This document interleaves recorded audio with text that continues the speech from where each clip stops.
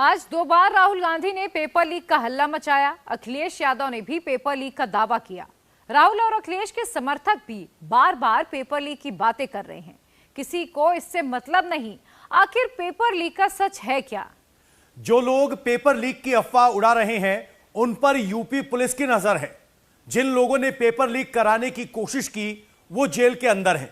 जिन्होंने पेपर के नाम पर धोखाधड़ी करने की प्लानिंग की वो भी अरेस्ट हो चुके हैं। पेपर लीक के नाम पर यूपी में क्या करने की साजिश? क्या अब एक्शन होगा? पूरी डिटेल रिपोर्ट देखिए आप। यूपी में पेपर लीक का सच क्या है? क्या पुलिस परीक्षा का पर्चा लीक हुआ? क्या राजनीति चमकाने के लिए पेपर लीक का शोर मचाया गया?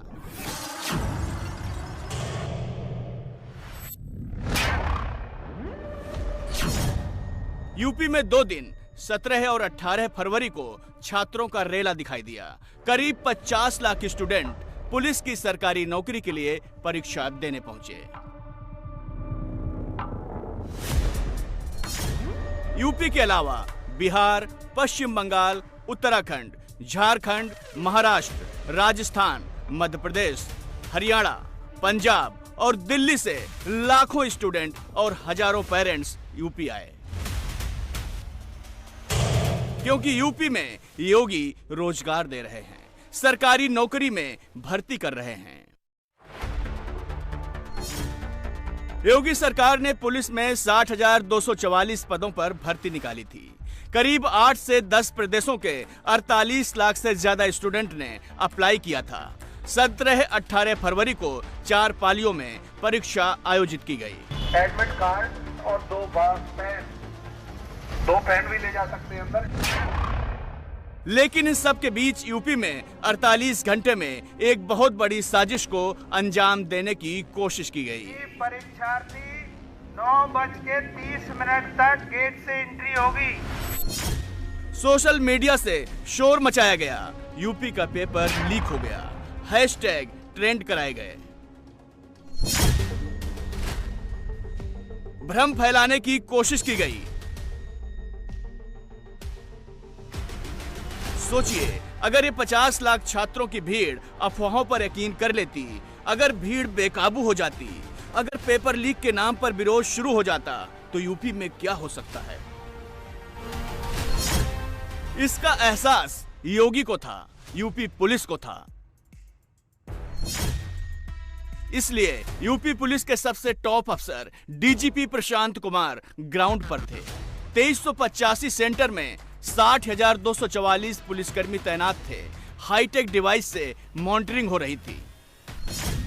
लेकिन शायद ये सब अखिलेश को नहीं दिखा। अखिलेश ने रोजगार की बात छिपाई और बेरोजगारी पर राजनीति चमकाने के लिए भीड़ की तस्वीरें दिखानी शुरू की। लगभग 60 लाख नौजवानों ने परीक्षा लिखी है और जो खबरें मिल रही हैं और जो सुनने को आ रहा है सोशल मीडिया और अखबारों के माध्यम से, जो चर्चा में है कि पेपर लीक हुआ है। मान लीजिए उसमें 1 लाख बच्चे 100% नंबर पा गए या 10 लाख बच्चे बहुत अच्छे नंबर पा गए, तो क्या सरकार उन सबको नौकरी देगी? और 50 लाख कोई छोटा संख्या नहीं है। उनसे 5 परिवार के सदस्य जुड़े हैं। तो जो लोग कह रहे हैं कि उनकी सरकार में ये सुरक्षित और बहुत ही सुरक्षा कड़ी में परीक्षा हुई है, तो क्या 2.5 करोड़ परिवारों के साथ धोखा नहीं है? और यही 2.5 करोड़ लोग भारतीय जनता पार्टी को उखाड़ फेंकेंगे। राहुल गांधी भी उसी ट्रैक पर दौड़ पड़े। उन्होंने भी बेरोजगारी का मुद्दा लपकने में देर नहीं की। राहुल ने भीड़ की तस्वीरें लगाई और बेरोजगारी के मुद्दे पर डबल इंजन सरकार पर धावा बोला। भीड़ दिखाने के बाद अखिलेश ने अपने सोशल मीडिया अकाउंट पर पेपर लीक की अफवाह को हवा दे दी। साथ में यह भी लिख दिया कि बीजेपी सरकार युवाओं के सब्र का इम्तिहान न ले। राहुल गांधी तो हाथ में पोस्टर लेकर आ गए और जस्टिस की मांग करने लगे। पुलिस भर्ती परीक्षा के साथ हाल फिलहाल हुई दूसरी परीक्षाओं का भी टेक्स्ट चिपका दिया। राहुल और अखिलेश विपक्ष के बड़े नेता हैं। पेपर लीक की सच्चाई जाने बिना ट्रोल आर्मी की तरह अफवाहों को फैलाना खतरनाक हो सकता था। एंटी मोदी मोर्चा को उम्मीद रही होगी कि पेपर लीक की हवा में ही स्टूडेंट भड़क जाएंगे। 50 लाख स्टूडेंट अगर बेकाबू हो गए तो योगी सरकार के लिए हालात कंट्रोल करना मुश्किल होगा। जगह जगह धरना प्रदर्शन, तोड़फोड़, आगजनी और नौबत दंगों तक की आ सकती है। इससे चुनाव से पहले योगी सरकार के खिलाफ माहौल बनेगा। उन्हें लॉ एंड ऑर्डर पर योगी की घेराबंदी का मौका मिलेगा। योगी विरोधियों की जो स्क्रिप्ट थी वही स्क्रीन प्ले भी दिखने लगा। राहुल ने जिस परीक्षा के पेपर लीक की पुष्टि नहीं हुई उसी पर तमाशा शुरू कर दिया। यहां पे पेपर लीक वाला कोई लड़का है? आ जाओ। नाम क्या है तुम्हारा? अंकित। पूरा नाम क्या है? आ जाओ ऊपर।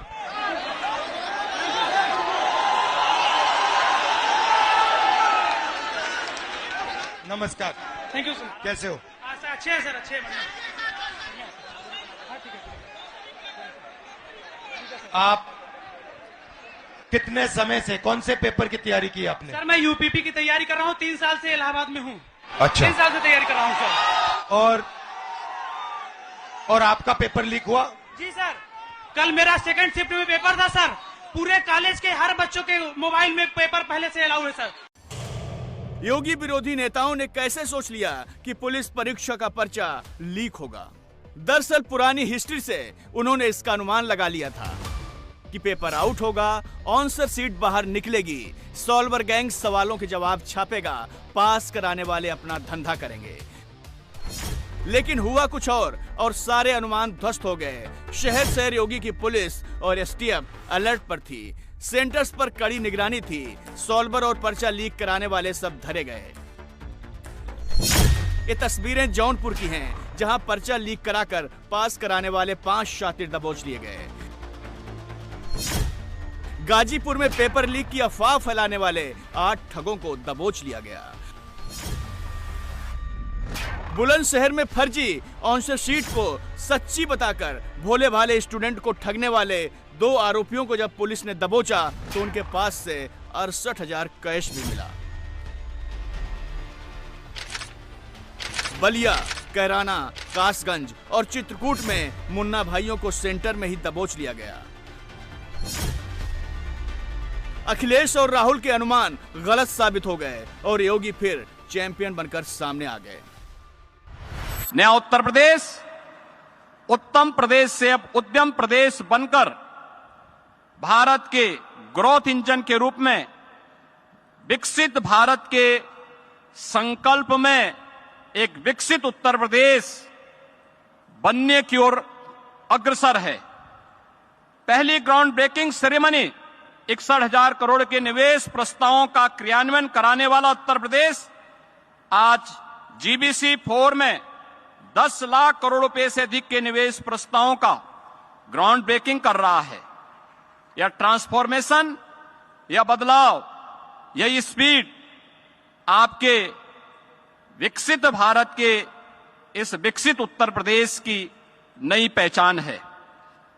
आपके सहयोग से क्रियान्वित हो रही ये परियोजनाएं न केवल उत्तर प्रदेश बल्कि पूरे देश के विकास में महत्वपूर्ण भूमिका निभाने वाली है।